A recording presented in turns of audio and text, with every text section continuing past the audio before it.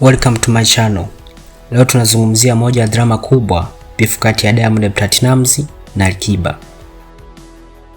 Hii si beef ya kutoana kofi au kashfa za kila siku. Hii ni vita ya umaarufu, heshima na ni nani ni king wa muziki wa Tanzania. Imekaa zaidi ya miaka 10, imewaka na kuzimika mara kadhaa. Na hata mwaka 2026 bado ilizungumzwa. Drama hii inadaiwa ilianza karibu mwaka 2012. Wakati huo Alikiba alikuwa tayari ni nyota kubwa sana. Alikuwa na wimbo mkali unaoitwa Single Boy akishirikiana na Lady JD. Wimbo huo ulivunja rekodi kidogo kabla video rasmi kutoka. Diamond ambaye wakati huo alikuwa anajaribu kujenga jina lake alipenda sana wimbo huo. Alichofanya Diamond, alimpigia simu Alikiba na kumwomba featuring. Alikiba alisikiliza ombi hilo lakini alikataa. Kwa nini alikataa? Alikiba alisema ujumbe wa wimbo huu unahitaji msanii wa kike, si mwanaume. Hilo lilimkasirisha Diamond na tangu siku hiyo uhusiano wao ulianza kubadilika. Kuna hadithi nyingine inayosema beef ilianza wakati watu wa nchini Omani walikuwa hotelini wakicheza mchezo wa PlayStation. Diamond alichagua Barcelona, Alikiba upande wa Real Madrid. Diamond alishinda, Alikiba alishindwa. Waligombana kidogo hadi mtu mwingine kama IT kuingilia kati. Tangu wakati huo urafiki wao ulipungua sana. Ni yapi haswa? Labda ni mchanganyiko wa mambo yote mawili, lakini chanzo kikuu kinachotajwa mara nyingi ni hiyo simu kuhusu wimbo wa Single Boy.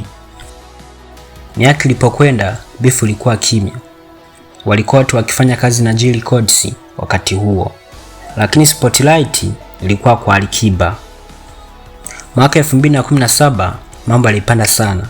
Alikiba alitoa wimbo wa Seduce Me, Diamond akajibu kwa wimbo wa Zipendwa ambao uliwahusisha Diamond, Harmonize, Rich Mavoko, Rayvanny. Ilikuwa kama kuzima wimbo wa Alikiba. Tangu hapo imekuwa mashindano ya nani anaiti zaidi, nani ana show nyingi. Diamond mara nyingi anasema hakuna bifu. Anasema ni media na mashabiki wanaochochea. Hata hivyo aliwahi kusema yuko tayari kushirikiana na Alikiba, lakini Alikiba amekuwa akisisitiza kuwa Diamond anivunja amani. Hadi mwaka 2026 drama bado imewaka kidogo. Alikiba alishirikiana na Bien kwenye final na Diamond akatoa wimbo wa Happy. Na kuna kipindi Alikiba alikuwa stage na kusema kwamba watatoa ngoma na nyingine na nyingine na nyingine, mimi natoa moja. Na ukisikiliza vizuri kama vile ujumbe ulikuwa unaenda kwa Diamond, kwa sababu wakati huo Diamond alikuwa na ngoma mbili, ya Happy na ile ya Joy walioshirikiana na Jux.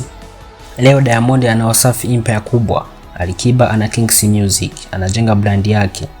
Bifu hii imewafanya watu wawili kubaki relevant kwa miaka mingi. Ni bifu gani haswa? Ni ya mashabiki wanaochochea au ni ya wasanii wenyewe? Unafikiri nani ana ushindi hadi sasa? Diamond kwa biashara na umaarufu au Alikiba kwa heshima na vocals? Nijulisha maoni yako kwenye comment section.